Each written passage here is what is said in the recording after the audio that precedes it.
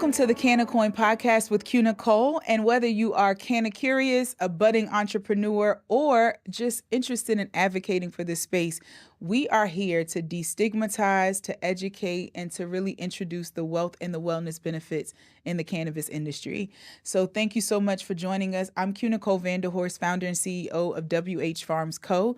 WH Farms Co. is an industrial cannabis cultivation, a botanical manufacturing operation where we cultivate and we extract and formulate and manufacture body care and wellness products in the cannabis space that can be shipped nationwide, giving individuals opportunity to launch or expand their CBD product line through our white labeling service.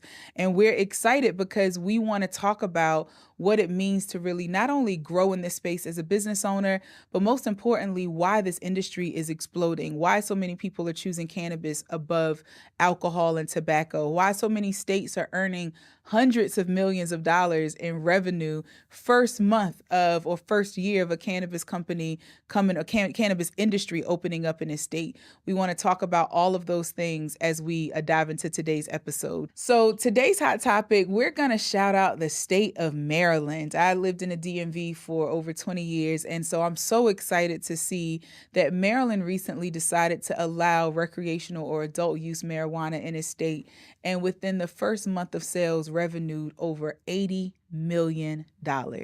And that's because there are so many people who are choosing cannabis to replace or to also just have an alternative to alcohol, to cigarettes, and to any even prescription medication.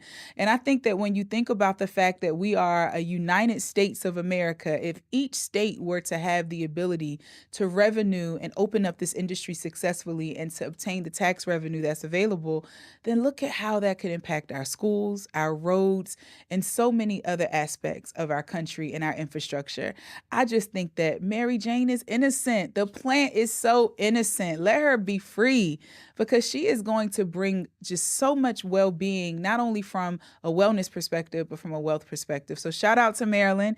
You guys are buying it up, and I hope that more states see the success that states are having. They lose the hysteria that comes along with this negative stigma that the plant has been assigned, and they recognize that it is a pathway for prosperity and it's a pathway for wellness benefits that are plant-based. So I know that today I have the most amazing guest to help me share in that information and to really share with you all of the just statistical data around the finances and the regulations and what she's seen as a West Coast native and also a professional who's been working in the cannabis industry well before the 2018 Farm Bill was passed.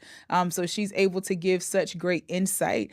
So we have with us today Miss Ashley Nelson. How are you? I'm great. How are you? You are so beautiful. I love your green. You just matched the set and everything. I had to come prepared for the topic. I love it. I love it. So Ashley, you are a financial and accounting professional, a master's of science in accounting. You've worked for marijuana companies and pet CBD companies. And so tell everyone, introduce yourself a bit, give us a bit about your backstory and how you were introduced to the cannabis space. Well, as you said, I'm a West Coast native, California born and raised in the San Francisco Bay Area. All right. I pursued my bachelor's in business. I didn't know exactly what I wanted to do, but I knew I wanted to have a background in business. During my undergraduate degree, I found accounting, and it merged two of my favorite things, math and money. Okay. So I knew that this was the career path for me. So after I completed my bachelor's, I began to work in entry-level accounting positions, continued on to complete my master's in 2015 in accounting. And in 2016, I birthed All Concepts Accounting, which is my boutique accounting firm that provides bookkeeping and accounting services to business and individuals looking to empower themselves with financial information and make the best decisions for their life based on that financial information. So I just have to do a quick plug, because as a business owner in this industry, it's so hard to find qualified accounting services specific for the cannabis industry. So your boutique agency works with CBD companies, cannabis companies, etc.? Yes, ma'am. With that said, let's talk a little bit about your background in cannabis. Tell me about what were you, I know that we've already delved into your professional experience, and I know we're going to go very deep into that. But prior to the professional experience, were you a novice to the plant before you started working as an accounting professional in the space? Yes, ma'am. Okay. California native, like I said, born and raised. So we grew up around a culture, I would say, that was very cannabis friendly. It was Yeah. never a taboo plant. It was never seen as anything bad or negative. We were always very pro marijuana in the state of California. Yeah. As you know, we were the first state to allow not just medicinal use, but recreational use. Yeah. Medicinal use, 1996. Wow. Took 20 years later for 2016, Proposition 2064 to pass for us to allow recreational use. Yeah. But it's just always been a part of a lot of the culture. A lot of the growers in Humboldt County, a lot of the flower comes from there. So we were always immersed in the culture being from San Francisco. So we never saw it as a bad thing until the world kind of saw it as a bad thing, you know? Right. So how did you feel? Because we are in the South. Yeah. So you moved from the West Coast to this area, but coming from California, what was your perception of the way that other regions of the country addressed or dealt with the plant? Well, I always knew everyone was like, "You're moving from California, and you." I'm like, "Yeah, it'll be fine." I was very surprised to come to Georgia and see how they use it recreationally, despite it being illegal. Yeah. I was very surprised to go out and see that it's still active here, despite it being taboo. Georgia, Texas, Louisiana, these are Yeah. some of the states that have the strictest laws. Mississippi's still on this drug to this date, even though we have 38 states who allow it for municipal use. Yeah. So I was very, very shocked to see the recreational use despite the legislation here. Yeah. But I did initially think that it would be a little dicey. You'd be always looking over your shoulder or Right. worried, but it's not the case. It's the culture. It's the culture. It's the culture. I was reading a statistic earlier that talked about how, and I'll talk about this in other shows, but how over 70% of adult Americans have tried cannabis. Oh, wow. Yeah. And 45 to 48% of them actually said they liked it. Oh, yeah. And so, I mean, of course, we know that, right? Right. Like, of course you like it. But it's amazing because as these numbers continue to grow, as it continues to be destigmatized, what we're noticing is that the residents of these southern states are being a bit more vocal and open about their use. And even as a company, we're excited to talk about more of the wellness aspects of it because we think that that's some of the biggest benefit that the plant offers. So I love that. So let's talk some statistics. You mentioned that you medicinally, California allowed medicinal use of cannabis in 1996. 96. Yeah. So shout out to California and all of the work that they've done as a state, as legislation, as government to really be a pioneer and forerunner in this space for the country. Definitely. Certainly an example for other states to follow. You worked with the company. I did. And so tell us about the experience of working with that company. You don't have to share much about the company because I know that they aren't on the podcast, so we don't want to out there. But tell us about your experience as a professional accountant working with a cannabis company. How different were they as a client rather than other customers that you perhaps work with or businesses? Well, the first cannabis company that I was introduced to was in 2006, prior to Proposition 64 passing. So she had two segments of the company. It was a CBD and hemp extract of the plant, and then a THC human consumption portion. And because California was the pioneer, it took a while for legislation, laws, regulation to actually be enacted, to actually create a system that works, right? Okay. Just because a law passes, it takes some time. So one of the biggest issues in this industry working with a company is you're not truly sure of what's allowable and what's not, right? Because you're waiting for legislation, and then you have to be very flexible when that legislation passes. Yeah. So you're quick to conform to whatever is necessary. One of the biggest things is taxes in this industry. California decided to dually tax these companies on the cultivation side and on the retail sales and use side. It's one of the biggest indicators in this business. Another bigger indicator is banking. Yeah. Right. We all know that because marijuana is not federally allowed, it's still a Schedule I narcotic.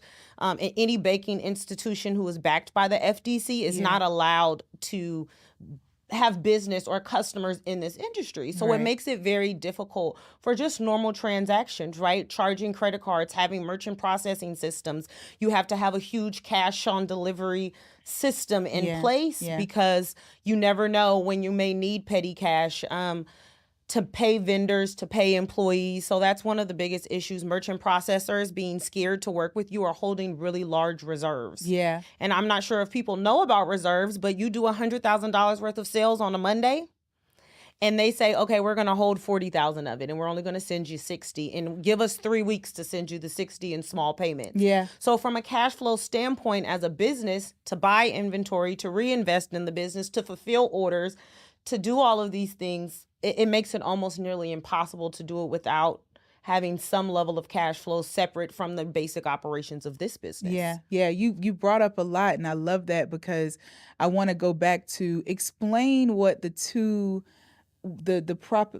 What's the law again that you mentioned in California? Prop 64. So explain Prop 64 for everyone. Prop 64 was the law that was voted on in the state of California that allowed the recreational use of marijuana. Okay. So it allowed anyone to be able to walk into a cannabis shop over the age of 21 and purchase a certain amount of marijuana for personal consumption. And this was passed in 2006. 16. In 2016. Yes, ma'am. So 96 was when medical use was allowed, and then 20 years later it was recreationally available to adults. Yes. Okay, so with Prop 64, did you notice that taxation, and when did you start working with the cannabis company? What It year was that? prior. It was in 2016, but early, in about February. The bill wasn't passed until later in the year. I remember us standing by the TV hoping for it to be passed. So to that point, I'm so glad that you brought that up, because a lot of times for people who are launching into this space, you have to, the part of the campaign that when we launched WH Farms and talked about white labeling and starting a CBD, hemp-derived CBD product line,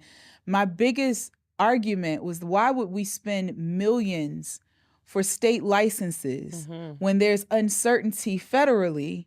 Why not go into the hemp aspect of the cannabis space, where there's more, at least, stability from a federal legalization perspective? Get to know the plant, get to know the marketing, get to know the banking, get to know the merchant processing. Because when the federal government catches up, you don't have to feel that you've had to waste so many of your capital or resources in risk.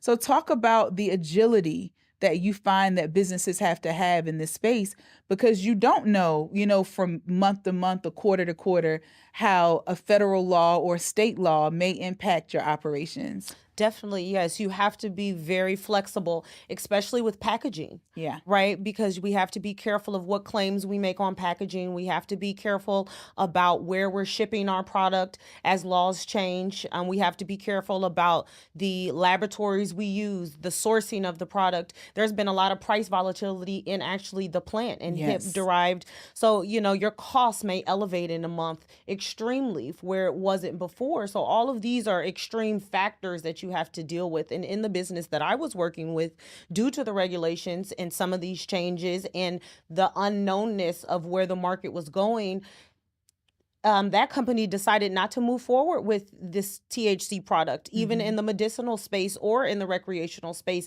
And they just focused, as you said, on the hemp CBD derivatives, just because it was a more let's say stable market. Stabilized, yeah. Yeah, and you knew more opportunities were coming. You go into the gas station now and you see CBD products here in Georgia, right? So it's widely used. We see it in lotions. We see it in body products.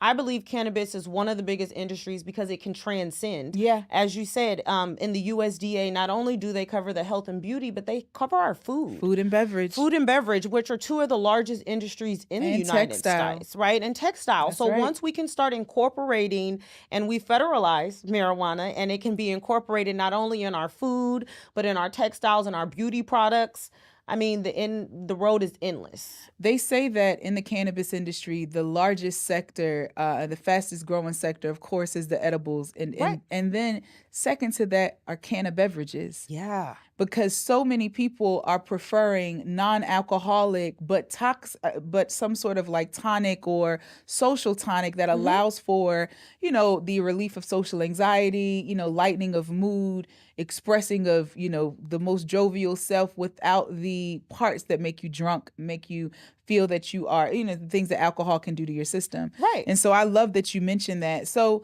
taking it back to the volatility, because I believe that part of pioneering is recognizing that you are walking into uncertain terrain. Right. And one of the messages that we really launched with as a company was to plant your flag in this industry while it's stabilizing, so that your brand can grow and your business can grow while these details are being ironed out. So as you work with the company that you work with, tell me what you guys looked at internally to really make sure that you were able, and what suggestions you would make to those who are in the industry that are launching. Maybe they have already started with a more marijuana type brand. It may not be plant touching, may be plant touching. Let's first talk about the difference with that. Okay. The difference between a plant touching company and a non-plant touching company, and how that how that affects you from a business perspective. So the biggest portion that affects you federally is the 280E taxation. Okay. So when we talk about 280E, that is determined on how you are taxed as a business. We're in the age where everyone's starting an LLC and an S corp, and everyone wants to be an entrepreneur, but they don't understand some of the tax implications behind these businesses that they're starting. Yeah. So when you're in a plant-facing company, you are subject to 280E, which means you are not able to deduct any of your business expenses. The only expenses you're able to deduct are what we call COGS, which are cost of goods sold, which is materials or anything that directly is part of the cost of what you're selling. Right. Anything else cannot be written off. So talking marketing about can't be written off. We're talking about Advertising rent. can't be written off. No. Rent can't be written off. None of these items. And labor cannot be written off unless it's administrative, unless they're doing payroll, unless they're doing administrative duty and they're not plant touching at all. Those are the only employees that can be written off. So you're paying a really higher tax rate because we know in America, we have an escalating tax rate depending on how much money you make. Right. So the more you have in gross receipts, it's almost counterproductive in that industry to make more because you're taxed more. Wow. So the more you make, the more they tax. When you're in a non-plant facing business or a business like yours that is part of what we call the agricultural segment of the country, it almost opens up more write-offs for you to be able to explore. Because like we discussed, our country of America was built on agriculture, right? So that was our biggest trade. That was our biggest asset here in this country. Yeah. So we really try to protect our agricultural and our farmers and make sure that that is still something that is part of our footprint here. Yeah. So I really, like you say, I encourage people to go that route because we do see a lot of the great effects of CBD as well. We know that our nervous system and we need CBD to balance it out, right? Yeah. It's a part of our system that we already create. So we can see some of the same benefits to CBD that we do THC. Yeah. And in its expanding market. As we said, I believe that it will be introduced in part of our pharmaceuticals Absolutely. very soon, as soon as we get this Patents federally. are already in place from the federal government and some big pharma industries. Yeah. And I just want to echo that point that, starting with the hemp-derived CBD business, if you're interested in the cannabis industry, this is what I preached from the first day that I launched WH Farms. And we started, our MVP was a kit that combined education and extract to help people during the pandemic infuse hair products, beauty products, food products with CBD and be able to offer additional benefit, charge additional premium so that they can make revenue in the pandemic because everything was shut down. And everyone would say like, well, why wouldn't I start a marijuana company? Because there is a saying that you don't know what you don't know. Right. But in this space, you don't want to find out either, right? Like you just do not want to find out. And I think that what you just said was super wise. Let's go into banking because we actually, even as a hemp-derived CBD company, and we've worked with banks that are agriculturally focused, but because we're cannabis or marijuana adjacent, We still are a lot of times scrutinized. I mean, I will never forget, we had placed a 5-figure check into a bank account, and we were, just setting it aside as reserves because it was a part of a grant fund that we received, and they wanted it to be segregated from the operating account.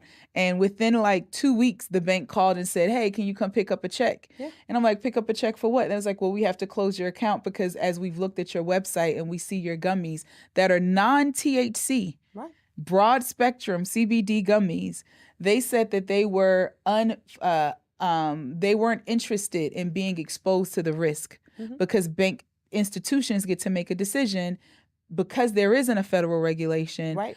whether or not they want to be exposed to the risk in this industry." So what have you seen as an accountant in this space, and what are some of the challenges that people have had with banks, and what recommendations would you offer, clients as it relates to like working with banks? Well, back in 2006, they're not as profound as they are now, where they return your check and call you and come and pick it up. That's when you would log into your bank and they would say, you're under investigation. Ugh. And we're going to hold the funds until we figure out what's going on and how close you are to a THC or a CBD company. Square.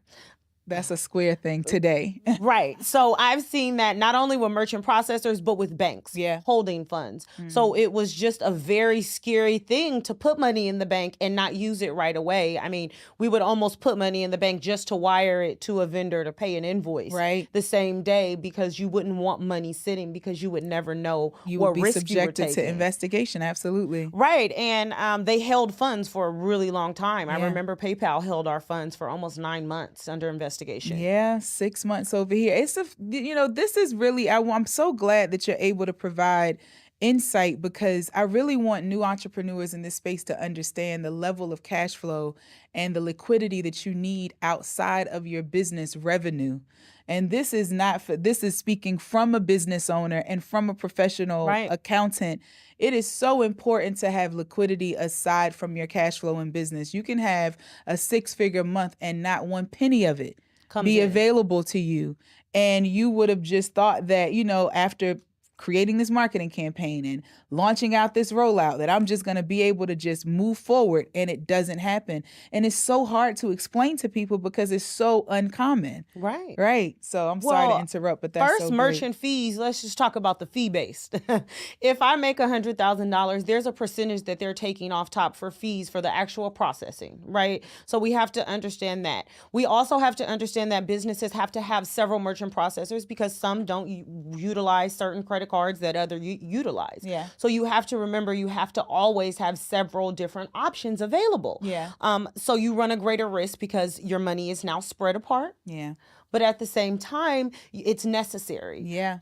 So those are kind of the risks that you run, where you have the merchant processing fees from different companies. You have the reserves that we discussed. So each company is going to take their own reserve. Yeah. And then let's talk about these chargebacks. Let's God. talk about the people who get products. Oh, God. And call the bank and says, "Oh no, I didn't order that." Just know that if you do it with WH Farms, because it is in our terms and conditions, we litigate.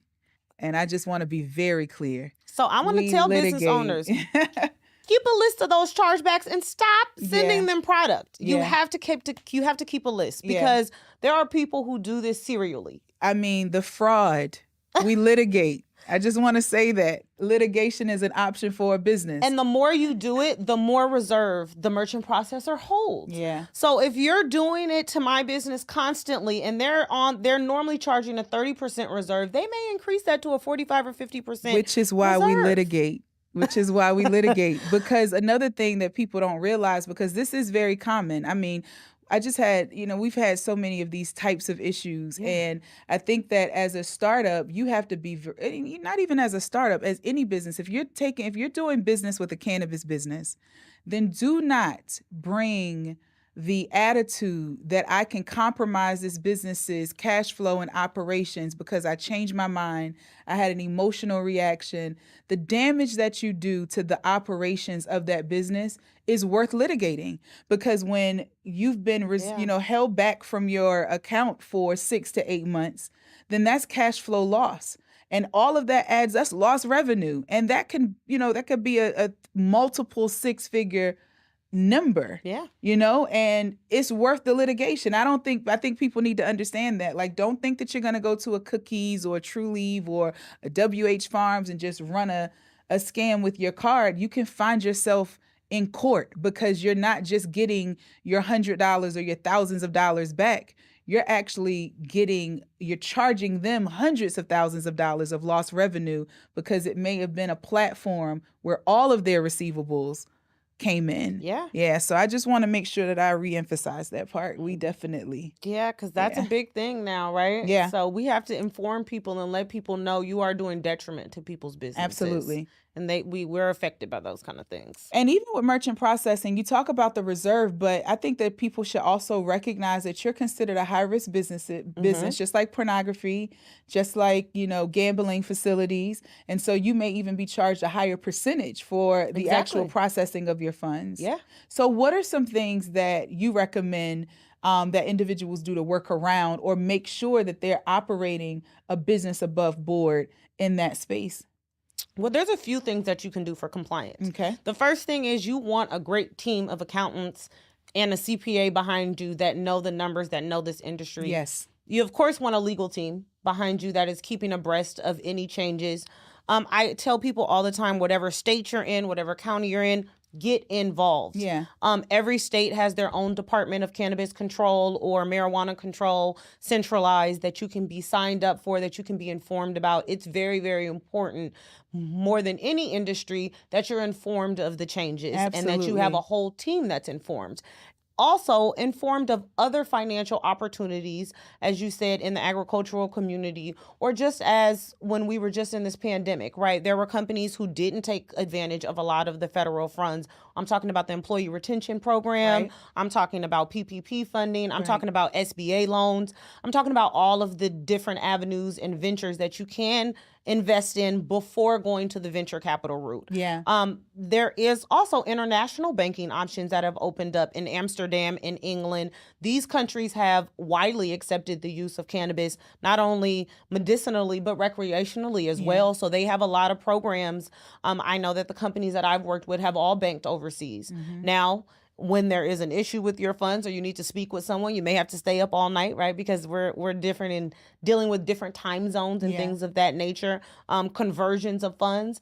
But these are the opportunities that are making it a little safer for you with your funds, to feel safe putting them in the bank, to not have such a large petty cash, to not have vaults and safes and having to pay employees from cash and pay vendors from cash. So you actually have banking opportunities. And then we also know that if you don't have banking opportunities, it's hard for you to get funding outside of venture capitalists. Absolutely. So this gives you the opportunity to have bank statements, to have financial statements, to have an account with the bank and a history where if you do need funding or loans, credit cards, things of that nature, you can build that relationship. Yeah. There are also a lot of credit unions that are state-based and state-funded that support the cannabis and hemp. So you just have to do your research and definitely become a part of a community because there's other people that have been in this industry a lot longer and can provide a lot of insight. The Californias and the Colorado natives that have been at this since 2016 have a lot of insight on these kind of things. So I would definitely tell you stay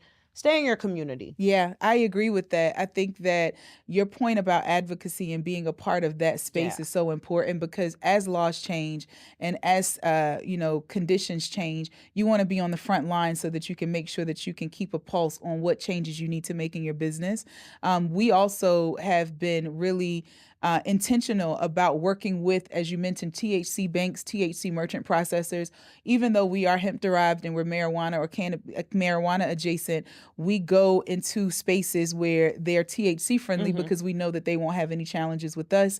And then another tip that I would like to add is chargeback insurance. When you work with those various merchant processors who are familiar with this space and familiar with how detrimental a chargeback could be for a company, then offering that type of insurance and coverage on your finances is so important for cash flow. And really, Ashley made a point, and I want to reemphasize this because as a startup business, you spend a lot, right, in trying to acquire professionals who know marketing, who know advertising, who know accounting. Working with people who have experience in this industry is vital because an accountant who has helped beauty brands is very different from an accountant who has helped dispensaries. There are tax requirements, there are financial expenses that have to be considered, and you need to know that you're working with a financial professional who knows your space, because you cannot underestimate the cost and you cannot under prepare for FDA compliance with labels. You can't under prepare for legal requirements as it relates to the variety of legal aspects, not just litigation, but even compliance, licensing. And, if you have to go venture route, even preparing for those types of documents and that process that requires, legal fees. So I just want to make sure that I reemphasize that. Don't allow a professional don't be the guinea pig of their business. Find someone who's already been in the game, who's helped other companies, whose resume shows that. We're going to provide Ashley's information for the accounting purposes, but really, and I know that there are other accounting professionals that are out there, legal professionals, but do your research and go into the industry to find these professionals, because that's where you're going to find people who really know what you're up against and you can borrow their wisdom. Yeah, definitely. I love it. So let's talk about some current insights that you can provide. What do you think the current state of cannabis banking is? Do you think that we'll ever see a widespread shift as it relates to like the Safe Banking Act and what we need as an industry in order to really create that foundation of growth as a traditional business in America? I do. We've had some recent litigation that's trying to push to make it happen, right? So we've had the SAFE Act, made it through the House. Yeah. Right. We're just trying to get through the Senate. So we just need a little bit more support. I don't see that we're moving backwards. Yeah. I like to say that I haven't seen any laws move backwards. I do think that everything has been forward moving, which is great for the possibilities, right? So the trajectory shows that this can be one of the largest industries by 2050, I believe. Absolutely. I don't see that there's any reservation. It's just going to take some time. Yeah. And I believe one of the biggest things that is going to change it is the turnover of, as we get many of our baby boomers out. Yeah. Right. And we have this transition. When we think 1996, I'm like, okay, right, that's our time. So we didn't grow up with a time where there was this negative connotation stigma behind marijuana, like some of our parents and some of our grandparents did. So as we have a transition of power and we get some more Gen Xers and millennials in these legislative seats, I believe that it'll definitely change. You know what's so interesting that you say that about the boomers, because they say that the boomers are one of the largest groups of cannabis users. Definitely. I think that another benefit, because I agree with you, we're definitely not moving backwards, but I think that another benefit will be the boomers being more transparent about the wellness benefits. Oh, yeah. And sharing how they are using a plant-based alternative as opposed to pills and prescriptions that have a different quality of experience. And so I just am excited because I sit in the North Carolina House Health Committee meeting from time to time, because again, I believe in being right there on the floor where the policies are being made. Right. Because if you're a business owner in this industry, you can't afford to be too far away from policy creation. It affects everything that you do. And I'm actually impressed with the 65 plus year old members who sit and candidly share how they were shocked at how positive their bodies responded and how their doctors recommended. So I'm really excited that more of the wellness benefits are being brought to the table, because then we start to, my biggest campaign or mantra now is that we need a federal redefinition of cannabis. Right. It needs to be broken down into a non-psychoactive, psychoactive, and industrial categories, 3 categories, so that we can begin to create policies around each specific category. And so I do think that that's something that's going to be very helpful as well to move it forward. Definitely. I do. And I agree that the baby boomers are one of the biggest user groups in California. If you go to a club, that's who you see, right? Yeah. You would be very shocked to see the demographic of who's in the cannabis club, who's making these large purchases. Yeah, right? Consistently. Right, and using it for different purposes. But I do think that speaking about it openly, is something that that generation still has an issue with, right? There's a lot of areas that, even though they've experienced it, speaking about it positively, opening up legislation for it, not so available. I think we do have a huge opportunity as time moves forward, and we have some different, not only age, but political changes as well. Agreed.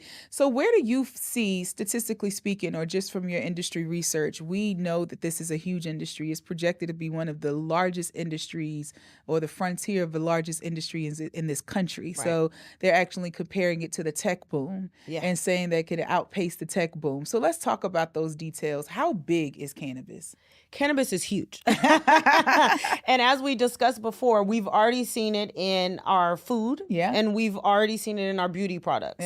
And so the next explosion, like we talked about, is into the pharmaceutical industry. So those are the three largest industries in the American population. What we eat, our beauty, and our beauty and our medicine, and that we take. So I think once it can integrate into those three markets, it will be bigger than the tech boom, right? Because once you can see it, like you said, categorized separately for the separate uses, whether it's the commercial hemp usage, whether it's the THC for consumption, whether it's the CBD for health and beauty products, I think that it's going to be huge. It's limitless. It's limitless. They've said that the largest global industries are coffee, water, and cannabis.